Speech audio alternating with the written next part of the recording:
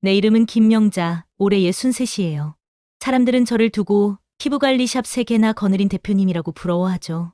겉으로 보기엔 그랬어요. 번듯한 건물에 아들 녀석에게 맡긴 샵까지 제법 잘 돌아가니 물질적으로는 부족함이 없었으니까요. 하지만 내 속은 썩어 문드러지고 있었답니다. 바로 그 인간, 내 남편 때문이었죠.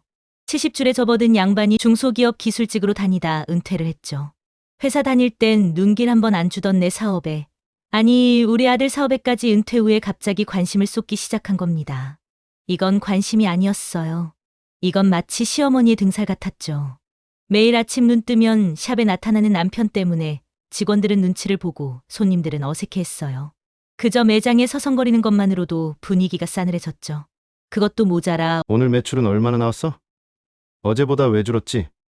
매일같이 돈 타령을 해대니 내 피땀 어린 노력이 고작 그 인간의 심심풀이 땅콩이 된 기분이었어요. 하지만 진짜 문제는 따로 있었죠. 짬짬이 그 인간은 CCTV를 들여다봤어요. 그것도 한두 번이 아니었죠. 제가 바람이라도 피우는 줄 아는지 아니면 일을 제대로 안 하고 노는 줄 아는지 제 일거수일투족을 감시하는 겁니다. 그 사실을 알았을 때 온몸에 소름이 돋았어요. 내 공간, 내 사생활, 심지어 내 정신까지 그 인간의 소나기에 갇힌 기분이었죠. 내가 대체 뭘 그렇게 잘못했다고 이런 취급을 받아야 하는 건가요? 하루 종일 몸을 움직여 녹초가 되어 집에 돌아와도 편히 쉴 수가 없어요. 제가 차린 밥상에 앉아서 그 인간이 내뱉는 첫마디는 언제나 반찬이 이게 뭐야? 였으니까요.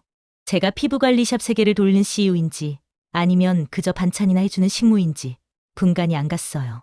온종일 돈 버느라 바쁜 마누라에게 고맙다는 말은커녕 불평불만만 늘어놓는 남편을 보면 정말이지 지옥이 따로 없었어요. 그래도 저는 포기할 수 없었어요. 전국에 매장을 깔아서 프랜차이즈를 만들겠다는 원대한 꿈이 있었으니까요. 그래서 요즘은 지방으로 시장 조사도 다니고 며칠 밤을 새우는 날도 허다했죠. 그런데 그럴 때마다 그 인간의 의심은 극에 달했어요. 협박성 전화는 물론 혹시 제가 정말 딴짓이라도 할까봐 노심초사하는 그 인간의 모습은 사랑이 아닌 병적인 집착 그 이상이었죠. 지금 우리가 이렇게 먹고 살 수 있는 건 다 나와 아들이 죽어라 일한 덕분인데 그 인간은 도움은커녕 방해만 되고 있으니 이걸 어떻게 해야 할까요? 나 정말 이대로는 못 살 것 같아요. 정말이지 숨 막혀 죽을 것 같아요. 어제도 그랬어요. 샵에 나갔더니 직원들이 저만 보면 눈치를 보고 손님들도 괜히 쭈뼛거리는 게 느껴지는 거예요. 처음엔 내가 뭘 잘못했나 싶었죠. 그런데 나중에 알고 보니 그 인간이 또 CCTV를 들여다보고 있었다는 겁니다. 그것도 제가 없는 시간에 마치 제가 뭘 했는지 감시라도 하는 것처럼 말이죠. 하루는 제가 점심시간에 잠깐 밖에 나갔다 왔는데 아니나 다를까 그 인간에게 전화가 온 거예요. 어디 갔었어? 왜 이렇게 늦게 와? 목소리에서부터 의심이 덕지덕지 묻어나는 게 느껴졌어요. 제가 점심 먹고 왔죠. 라고 했더니 누구랑? 혼자 먹었어? 캐묻는 겁니다. 기가 막혀서 말이 안 나왔어요. 제가 밥을 먹든 뭘 하든 그 인간이 왜 그걸 다 알아야 하는 거죠? 그 인간의 병적인 집착은 갈수록 심해졌어요. 제가 샵에서 잠깐이라도 자리를 비우면 바로 전화가 와서 어디냐, 누구랑 있냐고 다 그쳤죠. 심지어는 제 핸드폰 위치 추적 앱을 깔아놓고 제가 어디 있는지 실시간으로 확인하려 들었어요. 한 번은 제가 미용 박람회에 참석하느라 몇 시간 자리를 비웠는데 그 인간이 샵 직원에게 전화해서 제가 정말 박람회에 간 건지 혹시 딴짓하는 건 아닌지 캐물었다더군요. 직원들이 질려서 고개를 저을 정도였어요. 직원들도 슬슬 불만을 터뜨리기 시작했어요. 대표님 남편분께서 계속 CCTV만 보고 계셔서 너무 불편해요. 저희가 일하는 걸 감시하는 것 같아서요. 손님들도 이상하게 생각하세요. 저번에 어떤 손님은 여기 사장님 남편분이 저렇게 매일 와서 지켜보고 계시냐고 묻더라고요. 듣는 순간 얼굴이 화끈거렸어요. 내 남편 때문에 직원들 사기까지 떨어지고 손님들 발길까지 끊기게 생겼으니 정말이지 미칠 노릇이었죠. 한 번은 제가 샵에서 중요한 계약 건으로 외부 사람과 미팅을 하고 있었어요. 그런데 그 인간이 갑자기 샵으로 들이닥치더니 멀찍이 서서 저와 미팅하는 사람을 뚫어져라 쳐다보는 겁니다. 분위기는 순식간에 싸늘해졌고 결국 계약은 물 건너갔죠. 그 인간은 나중에 누구랑 그렇게 심각하게 얘기하냐고 따져 물었지만 저는 더 이상 대꾸할 힘도 없었어요. 내 사업을 망치려는 건지 아니면 그냥 내 숨통을 끊으려는 건지 정말이지. 그 인간의 병적인 집착은 상상을 초월했어요. 밤에 집에 돌아와서도 편할 날이 없었어요. 그 인간은 밥을 먹으면서도 TV를 보면서도 계속 저를 곁눈질하고 제가 핸드폰만 만져도 누구랑 연락해 하고 다그쳤죠. 제가 숨 쉬는 것조차 감시당하는 기분이었어요. 내 삶은 더 이상 내 것이 아니었어요. 그 인간의 CCTV 속 세상에 갇혀버린 거죠. 이러다 정말 내가 미쳐버리거나 아니면 그 인간을 어떻게 해버릴 것 같았어요. 내 사업은 물론이고 내 정신까지 피폐해지는 이 상황을 어떻게든 끝내야만 했어요. 하지만 어떻게 해야 할까요? 정말이지 답이 보이지 않았어요. 샵에서 돌아오면 온몸이 천근만근이었어요. 파김치가 되어 집에 들어서면 따뜻한 말 한마디는 못해줄 망정. 그 인간은 언제나 밥상머리에서 저를 기다리고 있었죠. 마치 제가 지옥으로 들어서는 문지기처럼 말이에요. 그날도 그랬어요. 제가 피곤한 몸을 이끌고 부엌으로 향하는데 뒤통수에 대고 그 인간이 툭 던지더군요. 오늘 반찬은 또 뭐야? 어제랑 똑같은 거 아니야? 듣는 순간 피로가 쌓인 몸에 짜증이 치밀어 올랐어요. 제가 차려준 밥상에 앉아서 그 인간이 내뱉는 첫마디는 언제나 반찬이 이게 뭐야 였으니까요. 힘들게 차려준 밥상 앞에서 그 인간은 젓가락으로 반찬을 뒤적이며 툴툴거렸어요. 김치는 왜 이렇게 쉬어? 된장찌개는 왜 이렇게 싱거워? 맨날 똑같은 나물 반찬이야? 제가 피부관리샵 세계를 돌린 CEO인지 아니면 그가 반찬이나 해주는 식모인지 분간이 안 갔어요. 온종일 돈 버느라 바쁜 마누라에게 고맙다는 말은커녕 불평불만만 늘어놓는 남편을 보면 정말이지 지옥이 따로 없었죠. 한 번은 제가 너무 지쳐서 배달 음식을 시켰어요. 그런데 그 인간은 그걸 보고는 남의 돈 벌어서 남의 밥 사먹는 꼴이라니. 집에서 밥도 안 해주고 뭐 하는 거냐 하고 길길이 날뛰는 겁니다. 저는 그 자리에서 숟가락을 집어던질 뻔했어요. 내가 이렇게 힘들게 일해서 돈 벌어오는 건 생각도 안 하고 고작 밥 한 끼 가지고 사람을 이렇게 비참하게 만들 수 있나 싶었죠. 밥상머리 전쟁은 매일 밤 계속되었어요. 제가 무슨 반찬을 내놓든 그 인간은 트집을 잡았고 저는 그 트집에 일일이 대응하며 싸우는데 지쳐갔어요. 제발 조용히 밥이라도 먹고 싶었지만 그 인간은 제게 단 한순간의 평화도 허락하지 않았어요. 밥을 먹는 내내 쏟아지는 불평과 잔소리 그리고 저를 깎아내리는 말들은 제 식욕마저 앗아갔죠. 어느 날은 제가 너무 화가 나서 그럼 당신이 해먹어! 하고 소리쳤어요. 그러자 그 인간은 내가 언제 밥을 해봤다고? 여자가 밥도 안 하고 뭐 하는 거냐? 하고 더 크게 화를 내더군요. 정말이지 대화가 통하지 않았어요. 그 인간에게 저는 그저 밥이나 해주는 존재, 자신의 불만을 받아주는 존재일 뿐이었죠. 밥상머리는 더 이상 가족이 함께하는 공간이 아니었어요. 저에게는 매일 밤 치러야 하는 전쟁터였죠. 밥을 먹는다는 행위 자체가 고통이 되어버린 이 상황을 저는 더 이상 견딜 수 없었어요. 이대로 가다가는 밥상 앞에서 제가 쓰러지거나 아니면 그 인간을 정말 어떻게 해버릴 것 같았어요. 정말이지 숨이 막혀 죽을 것 같았어요. 남편의 감시와 잔소리는 이제 집과 제 샵을 넘어 우리 아들 녀석이 운영하는 샵까지 뻗치기 시작했어요. 처음엔 치자식 사업이니 관심 좀 갖는가 보다 생각했죠. 그런데 그게 아니었어요. 시어머니가 며느리 잡듯이 이젠 제 아들까지 잡기 시작한 겁니다. 하루는 아들 녀석에게 전화가 왔어요. 목소리가 잔뜩 쉬어서는 엄마, 아빠가 오늘도 오셨어. 오셔가지고는 하고 말을 잇지 못하는 겁니다. 알고 보니 그 인간이 아들 샵에 가서 직원들 앞에서 온갖 트집을 잡고 있었다는군요. 손님 응대가 왜 그 모양이냐? 청소는 제대로 한 거냐? 심지어 너는 대체 매장 관리를 어떻게 하는 거냐? 하면서 아들을 면박 줬다고 해요. 아들 녀석은 얼굴이 벌개져서 아무 말도 못하고 서 있었다더군요. 처음에는 아들도 아빠가 심심해서 그러시겠지. 나이 들면 다 저렇게 변하나. 하면서 그럭저럭 이해하려고 했어요. 저한테도 엄마, 그냥 좀 맞춰드려요. 어차피 아빠도 갈 데 없으시잖아요. 하고 말했었죠. 하지만 그 인간의 행동은 갈수록 도를 넘었어요. 아들 샵의 매출 장부를 매일 확인하고 지적질을 시작했어요. 여긴 왜 지난달보다 매출이 줄었어? 광고는 왜 안 해? 엄마처럼 공격적으로 해야지. 아들 녀석은 저한테도 한 번도 받아본 적 없는 압박을 그 인간에게서 받고 있었어요. 아들 녀석 샵의 직원들도 저한테 연락해서 대표님 남편분 때문에 저희가 너무 힘듭니다. 매일 오셔서 이것저것 가습하시니 일에 집중을 할 수가 없어요. 하고 하소연하더군요. 저는 속에서 천불이 났어요. 저에게 하던 짓을 이제는 제 자식에게까지 하고 있는 겁니다. 아들이 독립해서 자기 사업을 한다고 했을 때 얼마나 대견했던가요. 그런데 그 인간 때문에 아들 녀석의 꿈까지 짓밟히는 것 같아 미칠 것 같았어요. 한 번은 제가 남편에게 따졌죠. 당신은 왜 자꾸 애한테까지 가서 난리예요? 애 사업은 애가 알아서 하게 둬요. 그러자 그 인간은 적반하장으로 내가 내 자식 사업에 관심 갖는 게 잘못이냐? 다 잘 되라고 하는 소리야. 하고 소리 지르더군요. 결국 아들 녀석은 저를 찾아와 울먹였어요. 엄마, 나 더 이상 못하겠어요. 아빠 때문에 스트레스 받아서 잠도 못 자겠어요.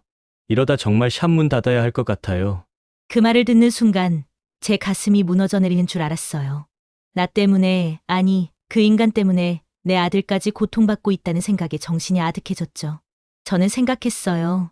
이제는 정말 끝장을 봐야 할 때가 온 거죠. 나 혼자 당하는 건 어떻게든 참아보려 했지만 내 자식까지 망가지는 꼴은 더 이상 볼 수 없었어요. 아들과 함께 그 인간에게서 벗어날 방법을 찾아야만 했어요. 아들이 제 편이 되어줄까? 아니, 아들도 그 인간 때문에 지칠 대로 지쳤으니 이제는 저와 함께 싸워줄 때가 된 거죠. 정말이지 막다른 골목에 다다른 기분이었어요. 저는 언젠가 전국에 김명자 피부관리샵이라는 이름으로 매장을 깔아버렸다는 야심찬 꿈이 있었어요. 그래서 남편의 간섭과 아들의 눈물에도 불구하고 며칠 밤이고 지방으로 시장 조사를 다녔죠. 잠시라도 그 인간의 시어머니 같은 감시에서 벗어날 수 있다는 생각에 설레기도 했답니다. 하지만 저의 착각이었어요. 지방에서도 그 인간의 집착은 저를 따라왔으니까요. 부산으로 시장 조사를 갔던 날이었어요. 참 몇 군데를 둘러보고 숙소에 도착해서 이제 막 숨을 돌리려는데 전화벨이 미친 듯이 울리는 거예요. 액정을 보니 그 인간이었죠. 어디야? 왜 전화 안 받아? 지금 몇 시인데 아직도 연락이 안 돼. 목소리에서부터 짜증이 폭발하는 게 느껴졌어요. 제가 지금 막 숙소에 도착했어요. 시장 조사하느라 바빴어요. 했더니 그 인간은 시장은 무슨 시장? 밤늦게까지 싸돌아다니는 거 아니지? 누구랑 같이 있어? 하고 캐묻더군요. 제가 혼자 왔다고 아무리 말해도 믿지를 않았어요. 그 다음 날 저는 부산에서 아주 중요한 미팅을 앞두고 있었어요. 부산에 첫 프랜차이즈 지점을 내고 싶다는 고객이 있어서 함께 부동산을 둘러보고 있었죠. 꽤 괜찮은 위치에 새 지점을 낼 만한 곳을 발견하고 고객과 함께 들뜬 마음으로 이야기를 나누고 있었어요. 여기라면 충분히 승산이 있겠네요. 대표님. 고객의 말에 제 가슴은 벅차올랐죠. 드디어 제 꿈이 현실이 되는 순간이라고 생각했어요. 그런데 그때였어요. 저 멀리서 낯익은 그림자가 성큼성큼 다가오는 게 보였습니다. 설마하는 마음에 유심히 보니 그 인간이었어요. 그 인간이 제 핸드폰 위치 추적 앱을 보고 부산까지 쫓아온 겁니다. 저는 온몸에 피가 식는 것 같았어요. 그 인간은 저와 고객이 있는 곳까지 성큼성큼 다가오더니 대뜸 저에게 소리쳤어요. 당신 지금 여기서 뭐 하는 거야? 이 남자랑 무슨 얘기를 하는 거야? 고객은 갑작스러운 상황에 당황해서 얼어붙었고 저는 얼굴이 새빨개졌어요. 그 인간은 주변 사람들이 다 쳐다보는데도 아랑곳하지 않고 저에게 온갖 망언을 퍼부었죠. 사업은 무슨 사업? 밤낮으로 남자나 만나러 다니는 거 아니야? 결국 고객은 어색하게 웃으며 다음에 다시 연락드리겠습니다. 하고 자리를 떠버렸어요. 제 꿈이, 제 노력이 그 인간 때문에 완전히 망쳐진 겁니다. 그때 깨달았죠. 그 인간의 집착은 단순히 저를 걱정하는 수준이 아니었어요. 저를 완전히 자기 통제 아래 두려는 병적인 망상이었죠. 지방까지 쫓아와 중요한 미팅을 망치고 저를 망신주는 그 인간의 행동에 저는 더 이상 사업의 꿈이고 뭐고 다 접고 싶다는 생각밖에 들지 않았어요. 저는 완전히 지쳐버렸어요. 내 남편은 시어머니를 넘어 이제는 저를 감금하려는 스토커 같았죠. 내 삶의 모든 공간과 시간을 통제하려는 그 인간에게서 어떻게든 벗어나야 했어요. 하지만 어떻게 해야 할까요? 정말이지 절망적이었어요. 부산에서의 악몽 같은 미팅 이후 저는 완전히 기력을 잃었어요. 꿈꿔왔던 프랜차이즈 사업이 남편의 병적인 집착 때문에 한순간에 날아갈 수도 있다는 생각에 잠조차 오지 않았죠. 그런데 그 인간의 만행은 여기서 끝나지 않았어요. 이제는 노골적으로 제 돈을 누리기 시작한 겁니다. 하루는 제가 샵에서 막 퇴근하려는데 그 인간이 샵 사무실에 버티고 앉아 있는 거예요. 그러더니 뜬금없이 진수 엄마.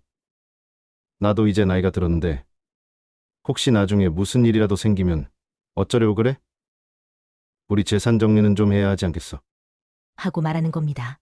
속으로는 무슨 재산 정리 싶었지만 일단 드러나 보자 싶어 가만히 있었죠. 그 인간은 기다렸다는 듯이 말을 이었어요. 당신 샵들 말이야. 결국 다 우리 부부 공동 재산 아니었어? 내가 은퇴해서 노는 것도 그렇고 당신이 벌어오는 돈도 그렇고 이제 나도 좀 안정적으로 노후를 보내야 할 거 아니야. 당신이 버는 돈의 절반은 내 몫이어야 한다고 생각해.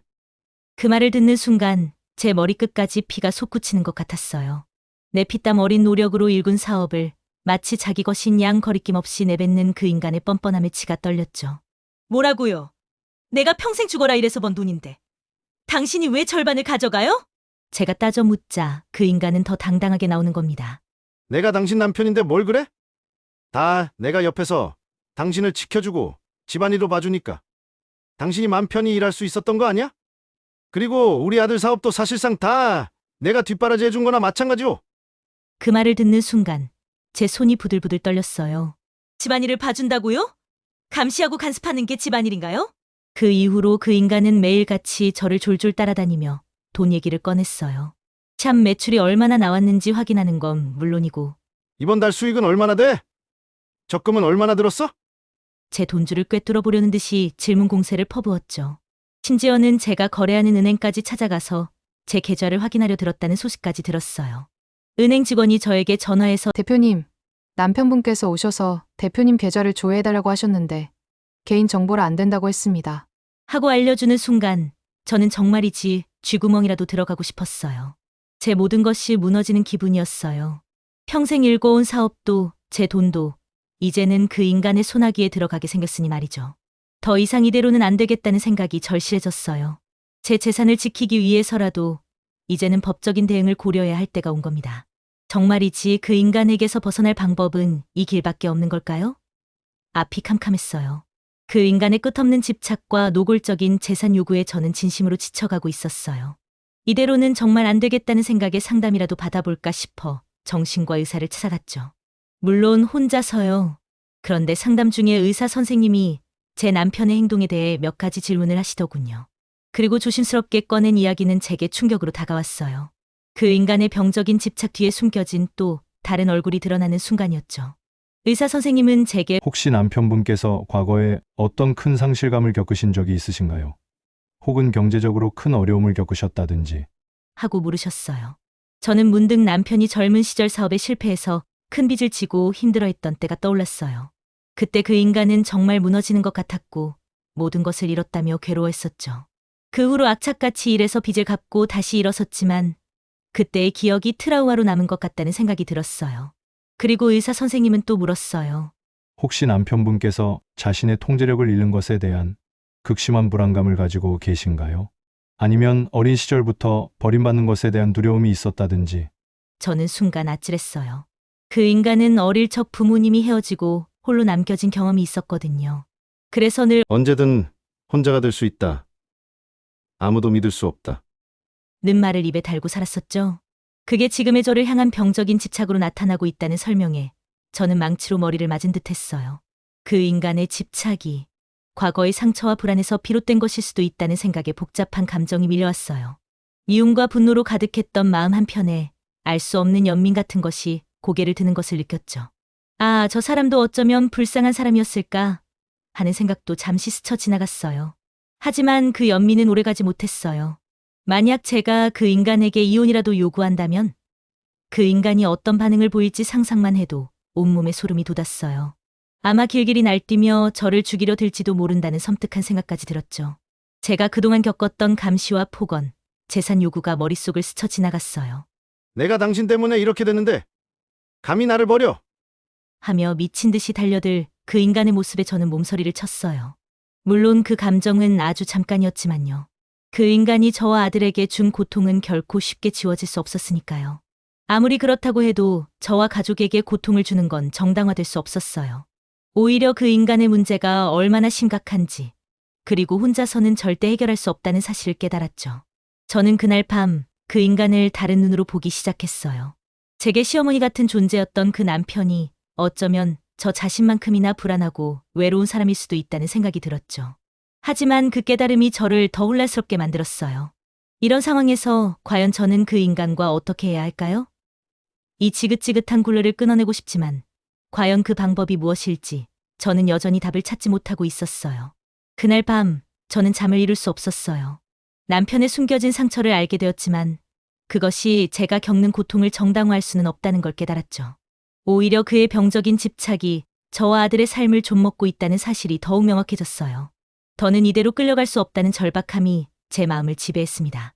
결단을 내려야만 했어요. 돌이킬 없을지라도 이 지옥 같은 상황을 끝내야 했죠. 다음 날 아침 밥상머리에서 그 인간이 또 김치 타령을 시작했을 때였어요. 저는 숟가락을 내려놓고 심호흡을 한번 했죠. 평생 참아왔던 수많은 말들이 목구멍까지 차올랐어요. 당신, 나 이대로는 못 살겠어. 제 입에서 나온 말은 뜻밖에도 침착했어요. 그 인간은 처음에는 제 말을 이해하지 못하는 듯 했어요. 뭐? 갑자기 무슨 소리야? 아침부터 재수없게. 저는 흔들리지 않고 다시 말했어요. 당신은 나를 사랑하는 게 아니야. 그냥 당신의 불안을 채우기 위해 나를 소유하려는 것뿐이야. 나 더 이상 당신의 감옥에 갇혀 살 수 없어. 우리 헤어져요. 제 말이 끝나자마자 그 인간의 얼굴은 삽시간에 이그러졌어요. 눈은 광기로 번들거리고 입에서는 차마 담을 수 없는 욕설이 쏟아져 나왔죠. 뭐? 헤어져? 이 미친년이 돌았나? 내가 평생 당신한테 어떻게 했는데? 나 없으면 당신이 이 나이에 뭘 할 수 있을 것 같아? 내가 가진 거 내가 다 파괴해버릴 거야? 나랑 헤어지면 내 사업도 무사할 것 같아? 그 인간은 자리에서 벌떡 일어나더니 밥상을 뒤엎을듯이 위협적으로 달려들었어요. 밥그릇과 반찬들이 바닥에 나뒹굴었고 유리그릇이 깨지는 소리가 귓가를 찢는 듯했죠. 그동안 제가 상상했던 최악의 시나리오가 눈앞에서 펼쳐지고 있었죠. 그 인간은 이혼을 받아들일 리 만무했어요. 오히려 저를 더욱 옥죄고 파멸시키려 할 게 분명했죠. 제 목숨이라도 위협할 듯한 그 인간의 모습에 저는 그 자리에서 꼼짝도 할 수 없었어요. 저는 돌이킬 수 없는 선을 넘어버렸어요. 이제는 전쟁이었죠. 이혼이라는 단어를 내뱉는 순간 평화는 산산조각 났고 남은 건 오직 싸움뿐이었어요. 하지만 후회는 없었어요. 이대로는 정말 죽을 것 같았으니까요. 이 끔찍한 굴레에서 벗어나기 위해서라면 어떤 싸움이라도 감내해야만 했어요. 이제 저는 어떻게 해야 할까요? 정말이지 사면초가였습니다. 남편에게 이혼을 요구한 다음 날부터 집안은 그야말로 전쟁터가 되었어요. 그 인간은 밥 먹는 시간도 잠자는 시간도 없이 저에게 고성을 질러댔고 제가 샵에 나가려고 하면 문을 막아서기까지 했죠. 저는 밥도 제대로 못 먹고 밤에는 불안에 떨며 겨우 눈을 붙였어요. 더 이상 혼자서는 이 감당할 수 없는 상황을 버틸 수가 없었죠. 결국 저는 아들 진수와 며느리에게 모든 것을 털어놓기로 했어요. 남편이 잠시 볼일 보러 나간 사이 아들 내외를 불렀죠. 진수와 며느리는 제 이야기를 듣는 내내 아무 말 없이 듣고만 있었어요. 그의 표정은 이미 알고 있었다는 듯이 어둡게 가라앉아 있었죠. 제가 진수야, 엄마 더 이상 아빠랑 못 살겠어. 이혼하고 싶어. 라고 말했을 때 진수는 고개를 떨구며 한숨을 쉬었어요. 엄마, 저도 아빠 때문에 너무 힘들어요. 저도 샵 정리하고 싶다는 생각까지 했으니까요. 아들이 제 편에 서줄 거라는 기대감에 저는 한 줄기 희망을 보았어요. 하지만 진수의 다음 말은 제 기대를 산산조각 냈어요. 그런데 엄마 아빠가 저렇게 난리치면 어떡해요? 솔직히 아빠가 저렇게 극단적으로 나오면 우리 둘 다 힘들었잖아요. 아빠가 병원이라도 가시면 모를까요? 엄마가 좀 참아주는 수밖에 없지 않을까요? 며느리도 조심스럽게 거들었어요. 어머님, 저희도 아버님 행동이 너무 심하신 건 알겠는데요. 이 나이에 이혼하시면 주변 시선도 그렇고 아버님도 어떻게 되실지. 아들의 말에 저는 충격을 받았어요. 그 인간에게서 벗어나기 위해 죽으림을 다하고 있는데 유일한 내 편이라고 생각했던 아들 내외마저 저에게 참으라고 하는 겁니다. 남편의 병적인 집착과 협박 앞에서 아들 내외는 그저 침묵으로 저를 외면했어요. 그들의 침묵은 제게 엄마 문제는 엄마가 알아서 해. 혹은 우리까지 이 일에 엮이고 싶지 않아라고 말하는 듯했습니다. 가족은 제게 더 이상 안전한 울타리가 아니었어요. 오히려 그 인간을 옹호하고 저를 외면하는 또 다른 벽이었죠. 저는 비참하고 외로웠어요. 이 모든 고통을 나 혼자 감당해야 한다는 사실이 저를 짓눌렀어요. 하지만 동시에 결심했어요. 아무도 내 편이 아니라면 나 혼자서라도 싸워야 한다고. 이 지옥 같은 삶에서 벗어나기 위해서라면 무엇이든 해야 한다고 말이죠. 이제 저는 어떻게 해야 할까요? 정말이지 마지막 선택만이 남은 것 같았어요. 아들 내외마저 제게 참으라고 했을 때 저는 깨달았어요. 이 싸움은 나 혼자 해야 한다는 것을요. 더 이상 미룰 수 없다는 절박함에 저는 변호사를 찾아갔습니다. 이혼 소송을 준비하기 위해서였죠. 제가 그동안 겪었던 모든 일들을 변호사님께 털어놓자 변호사님은 고개를 끄덕이며 말씀하셨어요. 대표님, 남편분의 행동은 명백한 업무 방해입니다. 사업체에 대한 접근 금지 가처분 신청은 물론 영업방해와 명예훼손으로 손해배상 청구도 가능합니다. 그 말을 듣는 순간 제 오랜 체증이 뻥 뚫리는 기분이었어요. 드디어 이 지옥에서 벗어날 길이 보이는구나 싶었죠. 제가 변호사를 만나 이혼 소송을 준비하고 있다는 사실을 알게 된 그 인간은 역시나 미친 듯이 날뛰기 시작했어요. 이혼이라니? 감히 날 버려? 내가 이 샵들을 다 망가뜨려 버릴 거야. 하고 고래고래 소리를 지르며 위협했습니다. 하지만 저는 미리 준비하고 있었습니다. 변호사님의 조언대로 그 인간의 출입을 막기 위한 사업체 접근 금지 가처분 신청을 해둔 상태였거든요. 샵에 들어오려는 그 인간을 향해 저는 차분하지만 단호하게 말했습니다. 더 이상 내 샵에 발 한 발자국도 들여놓지 마세요. 이미 법적으로 당신의 접근을 막아놨으니까요. 그 인간은 제 말에 더욱 격분했지만 며칠 뒤 법원에서 정식으로 발송된 접근 금지 가처분 결정문을 받고는 꼼짝 못할 수밖에 없었습니다. 물론 그 인간은 순순히 물러나지 않았어요. 샵 주변을 서성이며 감시하거나 저에게 끊임없이 협박성 전화를 걸어왔죠. 하지만 저는 더 이상 흔들리지 않았어요. 변호사님과 상의하여 모든 통화 내용을 녹취하고 그 인간의 모든 행위를 증거로 남겼습니다. 이제 그 인간의 어떤 행동도 저를 무너뜨릴 수 없었죠. 오랜 법정 싸움이 시작되었지만 저는 굳건했습니다. 그동안 제가 흘린 눈물과 노력, 그리고 그 인간에게 당했던 모든 수모가 저를 더욱 단단하게 만들었어요. 아들 진수도 처음에는 망설였지만 제가 당당하게 맞서는 모습을 보고는 점차 저를 지지해주기 시작했어요. 엄마, 제가 샵 잘 지키고 있을게요. 걱정하지 마세요. 진수의 말 한마디가 제게 큰 힘이 되었습니다. 마침내 길고 긴 싸움이 끝났습니다. 저는 그 인간과의 지긋지긋한 굴레에서 벗어났습니다. 비록 황혼 이혼이라는 꼬리표가 따라붙었지만 저는 조금도 후회하지 않아요. 오히려 제 인생을 되찾은 듯한 해방감을 느꼈죠. 샵은 잠시 혼란을 겪었지만 저는 곧바로 재정비에 들어갔습니다. 직원들은 다시 활기를 찾았고 아들 진수도 제게 든든한 버팀목이 되어 주었어요. 저는 다시 한번 저의 꿈을 향해 나아가고 있습니다. 전국 프랜차이즈 사업은 이제 더 이상 허황된 꿈이 아니에요. 오히려 그 인간에게서 벗어난 지금 제게는 더 큰 자유와 가능성이 열린 셈이죠. 저는 여전히 김명자 대표님입니다. 아니, 이제는 새로운 삶을 시작한 김명자라고 해야 맞겠죠. 내 남편은 시어머니였지만 저는 결국 그 굴레를 깨고 다시 피어났습니다. 내 인생의 꽃은 이제 막 피어나기 시작했어요. 제 이야기를 들어주셔서 감사합니다.